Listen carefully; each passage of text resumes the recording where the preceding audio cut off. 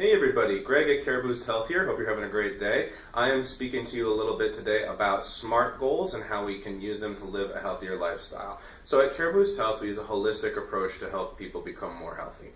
Part of that approach includes an understanding of the science and psychology behind behavior and behavior change. When we are working with people in our coaching practice, we work with them a lot around this idea of SMART goals. It's a type of tool that we use to kind of organize our thinking and our efforts and also measure our progress to troubleshoot along the way. So SMART is an acronym here that stands for specific, measurable, attainable, realistic, and timely.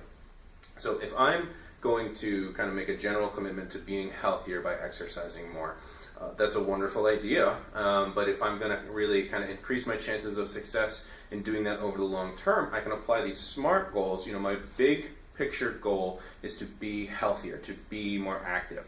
But I can use little smaller SMART goals step by step along the process in order to get there. Okay, so we want our goals to be specific. With big, daunting goals, that can become overwhelming. Now we have an actual kind of reserve of motivation, of kind of mental energy that we can devote towards doing things that we're not already in the habit of. So when we are able to kind of narrow the field, kind of lighten the load, so to speak, by making the goal a specific action that we're going to take in the near future, it can be less daunting, it can be less overwhelming, and it's a lot easier to succeed and follow through on that. So if we want to be specific in our goal to be healthier, I can say specifically, I'm going to exercise. I'm going to go jogging, let's say, in order to be healthier. Okay, we also want it to be measurable. It's easy enough to say I did or did not go jogging.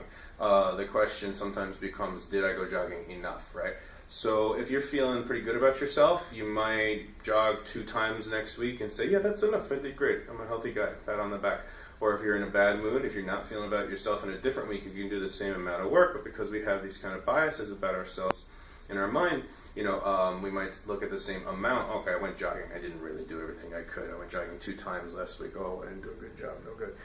So if we say in a clear state of mind before we go ahead and start with our work, I set a measurable goal. Specifically, I'm going to go jogging, and I'm going to do it 3 times next week. We can really easily measure, did we or did we not do it? Also, over time, we can kind of look back at these measurements and we can see, all right, we're noticing that you're jogging more here and you're jogging less here and you're jogging more here, and you can kind of look at other things that are going on in your life at those times. I noticed that you were jogging 3 times a week, but now you're only jogging 2. You're kind of losing a little progress. In that situation, because you're measuring, you can kind of identify that trend and you can come up with a solution to it. A lot of times, in the winter, people's activity levels go down because it's cold. They don't want to go outside. Keeping track, measuring your work can call your attention to that, and maybe instead of just jogging less, you join a gym so you don't have to jog in the cold. Just an example of that. Okay, attainable. Now, attainable and realistic are pretty similar. They're basically the same idea, but attainable applies specifically to one person, whereas realistic applies more globally to all people.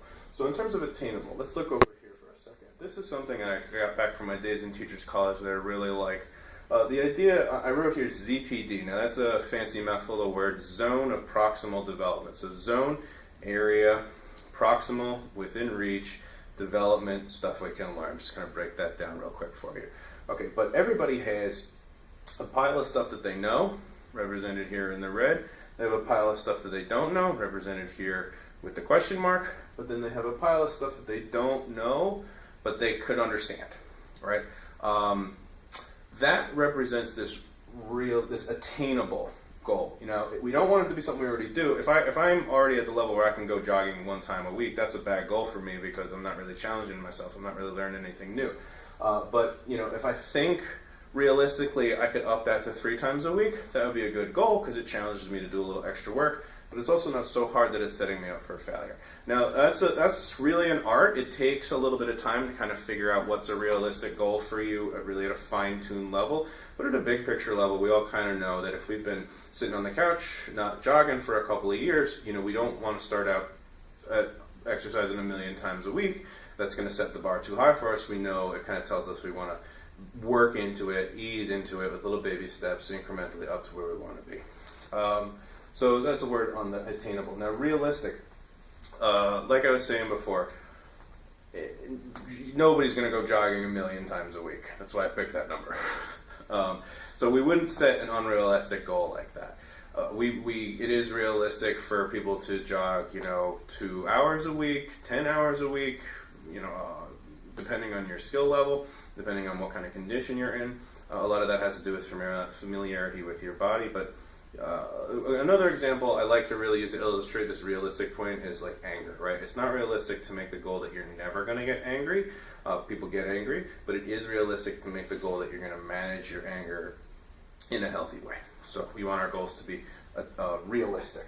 Okay, timely. This is maybe the most important part of the SMART goal, in my opinion.